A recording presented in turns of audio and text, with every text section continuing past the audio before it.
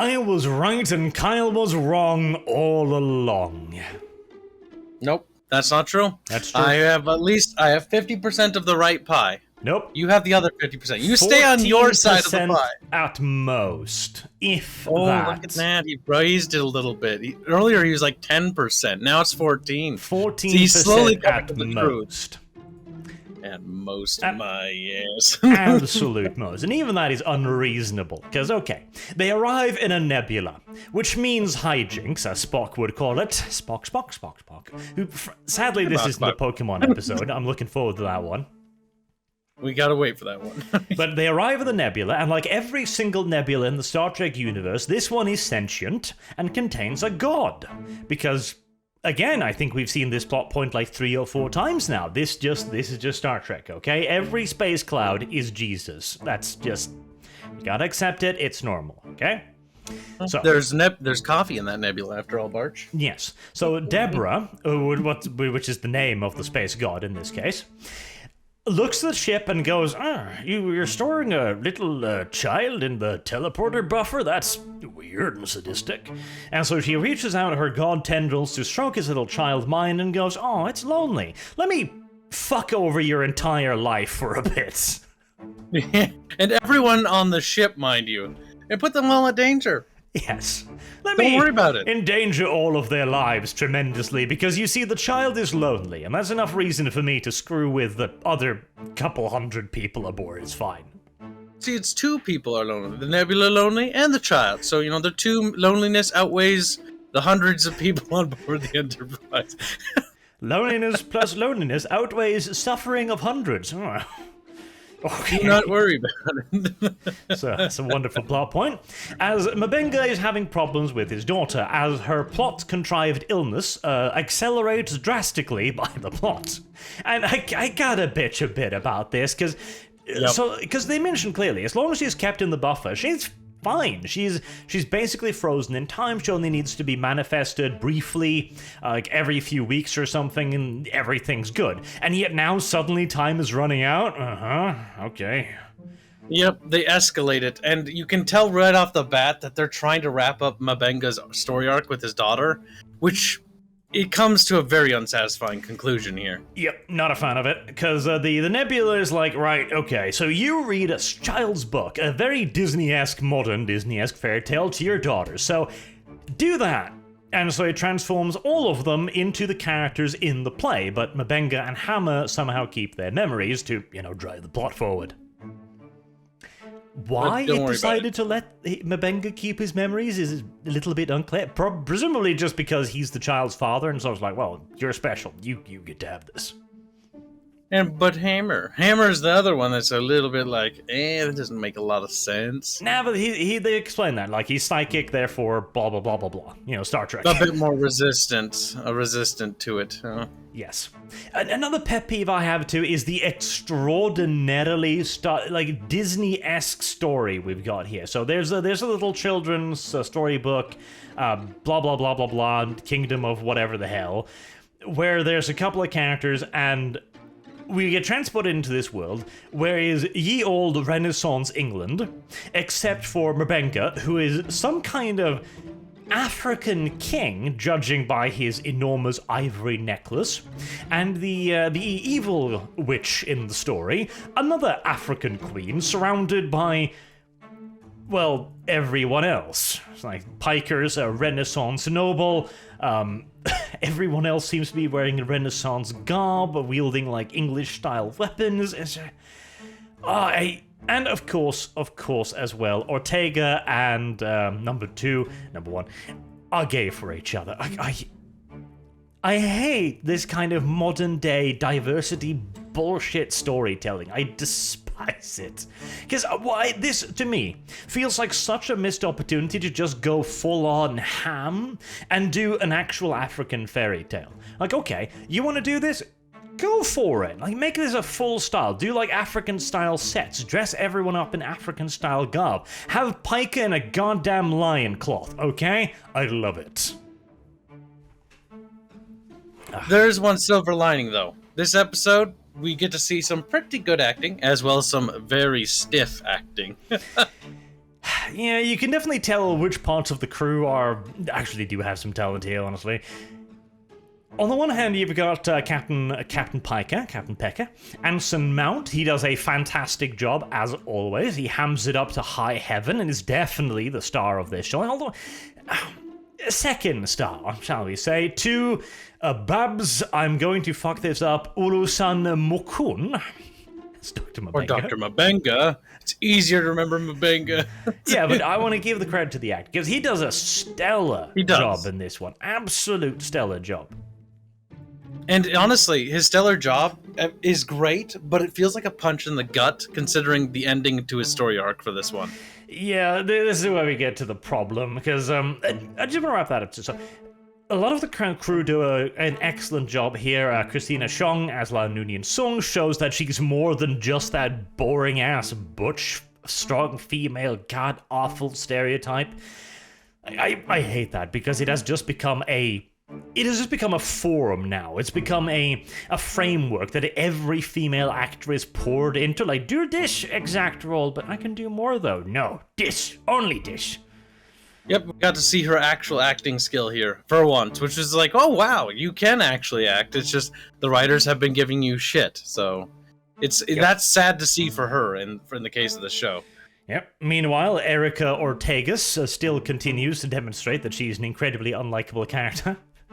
And remains stiff and boring throughout.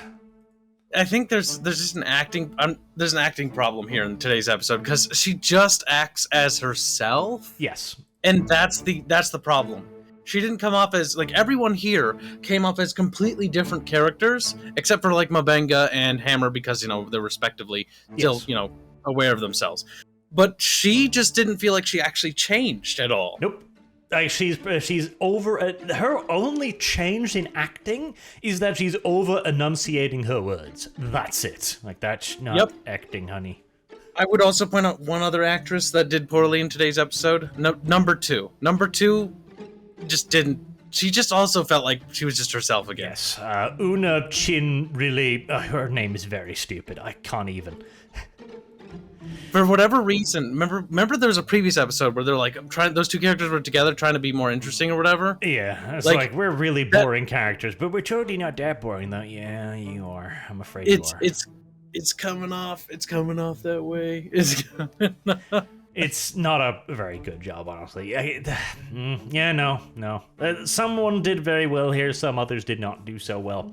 But moving on to the central story point, which is a big part of it, because a lot of the episode feels really good. A lot of the acting feels really, really good. Again, like, Dr. M'Benga and Pike are stellar in this one. The set crew also did wonderfully, making this kind of like school play almost atmosphere where they've decorated the inside of the Enterprise instead of making like castles or anything like that to go into the story. It feels more authentic as if written by a child, because that's the storyline here, in that Dr. M'Benga's daughter was contacted by the Entity, and the Entity was like, right, let's screw with everyone. And so they make the story, and she's there alongside, what's the Entity's name again? Daniela? Something like that. Deborah. Deborah, there you go. It's so dumb you can't forget it. No, I can't forget it. I absolutely can't. Deborah, the Entity. And eventually, this is the big letdown here, because it really, they just had to... They had to just get M'Benga's storyline over with, and I don't agree with that at all, as the Entities are like, okay, I've cured her of her illness because, I'm God and shit, but the moment she leaves here, she'll get worse again? Like, okay, so you're omnipotent, except for that. Rightio. I see. Interesting. Has to be in its sphere of influence, apparently. You can't just cure for good. And this is because she needs to tell M'Benga that, okay, we can fix this, but your daughter needs to stay here with me. So I gotta rip her soul from her body and transform her into space dust and keep her in my play dungeon forever. And M'Benga just... That's not creepy or anything. M'Benga just kind of accepts it, which I'm like, hold on, my dude. Yeah. Like, think through the implications here for a second. like, do you know this entity? This is your daughter we're talking about. What are you doing? And he's like, all right, and that's the other problem. To tie back to the beginning of the episode, they set up this episode as if all of a sudden his daughter is like very close to death. And so that there's no other choice. When in the previous episodes, only like a couple episodes ago, they're like, "Oh yeah, we've got, we have time. As long as we just keep doing this thing, we've got plenty of time to find a cure." And it feels like they're just wrapping up his story just to get it over with. Yeah. Which is a shame because Dr. M'Benga is really cool, and the actor is also really good. And this ending just feels like a cop out, even though his performance is stellar. Like, there's so much more they could have done. Like, they could have had a tragic, child death, which with his acting skill, oh my god, that would pull on your heartstrings. They could have also had it so that he finally does find a cure, and that still would pull on your heartstrings because this actor can really pull his weight. Absolutely. And yet, like, okay, so he agrees very quickly. I'm just thinking, like, okay, this is your child. This is some unknown star god who's just like, give me your child. It's fine. Like, Gibbs. Did you consider that the star god might be lying to you? Considering it put the entire crew in danger? Why do you assume that this is somehow a benevolent entity? Because the entity told you what? Let's see. Let's go back. It told him that they were lonely. Okay.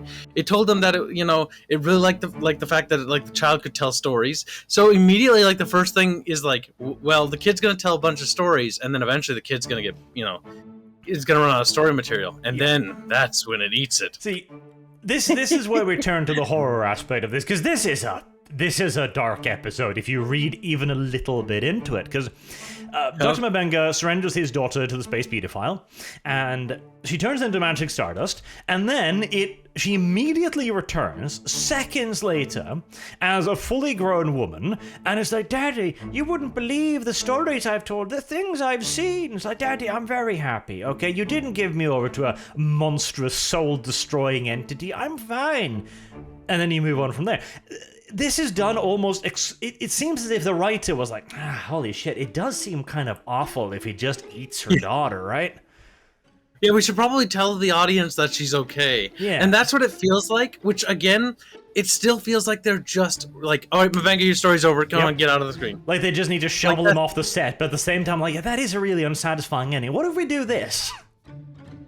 Oh man, like, what a waste. Like, I kind of hope that if they get another season, they go back and they undo this somehow, because M'Benga needs a proper conclusion with his daughter, and this was not it. Honestly, you could go heavy with this, because okay, she returns and says like, oh yeah, no, moments for you are like decades for me. Okay, that means that she's gonna be in there, like, 'cause she says, "Is it? Well, we'll see each other again, Daddy, at some point. I know it." That means that if it takes M'Benga a week to see her again, centuries will have passed, etc. And just like you said, Kyle, she was taken by the entity because they were both lonely, and because she had stories to tell. What happens when she runs out of stories? Because every author will, and I guarantee you, after thousands of, their years, so to speak, of passing, she's a child. She only knows what kind of stories to work with based on the material she was given. Yes. So those stories she was told by her father, which is a limited amount, is only so many stories. It's not like she has access to the world, depository of stories. She doesn't. She only has a few things to work with, and eventually she's going to run out of ideas. They even actually specifically mentioned that M'Benga has read this one story to her many, many times. And again, what happens when she runs out? Then the Star Vampire, the malicious entity who had no problems ruining the lives of an entire crew of people, for shits and giggles, is going to get bored. Then what do you think happens? Well, what attracted it to her in the first place? Her pain and loneliness. Oh good, I see the writing on the wall in children's blood.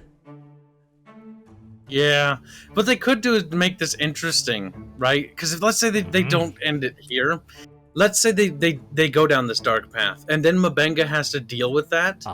The fact that he gave his daughter to that could be more interesting, but they better not just wrap it up like this, because I think it should actually be a dark thing that just happened here. that's going to haunt M'Benga for years, and he's going to have to reconcile with this decision. Season 2, have him reunite with his daughter, and she's broken. Like, she looks awful. Like, have her not even begin to explain the shit she's seen in there. Oh my jeez. If you do that right, that could be so good. Because that opens up so many questions. Because let's say, like, it's got to be a tragic end arc. Like, that's the way it's got to go. Because, you know, they save her, but it's too late. And that way M'Benga's character has to grow because of his decision. You know, not to think with his emotions. Because that's what happens here. He let his daughter make the decision. Yeah. When he should have put his foot down and be like, no, I'm going to treat my daughter. I'm going to save my daughter. I'm not going to hand my daughter to some entity, some being I barely know, that toyed with the crew's lives like they were, you know, on a play. Even though it tried to be like, oh, you know, no one was really in danger. No. Like, people were shooting arrows and wielding swords at each other and, you know, fighting. Yeah, plenty of people were in danger. Yeah, there's like, could have been executed. Not to mention the evil queen lady, that was Uhura, who talked about executing her own people on a whim. Yep. This was not a safe little children's play either. And again, if they do this correctly, it could... Man, it could be one of those legendary episodes that people look back on and go like, because I bet you a lot of people aren't going to think as deep into this as we are, because, you know, I come from the background of 40K, where it's like, well, you gave your child over to a omnipotent space god, did you? Bye, child. If you're very lucky, she'll die. That's the good ending. Because that is some fucking horror level shit right there that could potentially happen here. And again, it is a tremendously unsatisfying ending for his characters. This child is introduced now for no other reason than to endanger the crew of the Enterprise twice. She is a pure danger plot device. That is all she has ever been. So that's just not very good. Yeah, that this was not like, oh man, this episode was very much like a holodeck episode. It had all the fantasy things, and the actors got a chance to ham it up, and that was good. And M'Benga's acting was fantastic, and then all of M'Benga's work felt like it was just wasted at the end. Like, God, they gotta not do this again, because that was not good. And the worst part is too, like, this feels like an excuse to just shuffle M'Benga off the board, because now his entire raison d'etre is gone. Like, his long-term ambition is gone. He's just the Doctor now. Like, and that is a waste of his character. That is a waste of his actor. Like, what are they going to do with the story arc now? Because they don't even set up anything for his character now. Because it's like, oh, it's over. And he's like, yep, I'm at peace with it as he's sitting at his desk. Like, come on. You're at peace. No parent is going to be at peace with the fact that they can't see their child ever again. Yeah, man, I am not a fan of that. I am not a fan of that. That was a cop-out. That was a cop-out. That has to be walked back in the next season. Like, they gotta walk that back, because that was not good. But hey, on the bright side, not once in this entire episode did we talk about Spock's fucking feelings. That's true. In fact, Spock, because of the entity, wasn't even really Vulcan. He was a wizard. Yeah, no, he God damn it, fucking Spock, I had to remind you, didn't I? Spock is barely even a side character in this show. Like, the only guy we see less is, like, the radio operator, like Chief Kyle or whatever his name is, the one Asian guy. He's the only one I think we've seen less of than Spock. Isn't oh god, Kirk on this ship somewhere? No, why would Kirk be here? You dumbass. Somebody told me that Kirk is like the dude with the mustache in one of the previous episodes. You're a weirdo, Kyle. You're a very weirdo. You know that. Yeah, but I think it's true. I think it's true! Let me see. Kirk. James T. Kirk is in one episode, so he was a cameo or somewhere. Oh god, damn it! I don't remember which episode it was, but yeah, James T. Kirk was on this series. Okay, so Kirk has been here slightly less than Spock. Just a pinch. Like, Spock is in every episode, but he's just part of the window dressing. That's the problem. It's honestly the three strongest characters this show has so far for me is Piker, M'Benga, and then that's actually no, sorry, there's only two. Those two. They need to bring up. Even M'Benga only gets the list for this episode, because it's the only episode where he's actually been able to show what he can do. Yep, he got sidelined in a previous episode when he got to fish, but at the same time, he was the only character who got to do what he wanted. Yep, at the same time, he's the only character he could comment on positively. He's like, I got to fish, while everyone else got to be dumb. Mm-hmm. Now, this is... see, on the one hand, I don't want to call this one of the weaker episodes, because in terms of presentation, execution, and the story itself, as cliched as it goddamn is, this wasn't bad. Like, this wasn't for lack of effort, necessarily. I think this was for lack of writing forethought, ambition, perhaps? Writing ambition, maybe? Trying too quickly for the payoff. Yeah, like, right. Maybe they've kind of given up, like they're a one-off show, like they're gonna sneak in there in the middle, and then we're gonna move on to STD season 55 or something. It is entirely possible that Paramount, after the failures of Picard, after the failure of STD, was pitched this as a back-to-basics show, and they were like, nobody's gonna want this garbage, it's just reruns. Oh, we need something to take up the slot, go do it. And then it actually turns out to be good track. I mean, considering, like, this is, again, this show is back on the right path. That needs to be stated many times because so many people aren't watching it and don't see that. And the issue is, I think the problem is because so many people are burned because of the other treks, they're not even going to give this one a chance.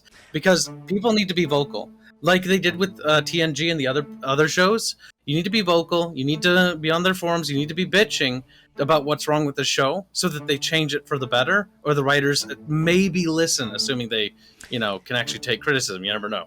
But this show has potential, but it's being squandered, in my opinion.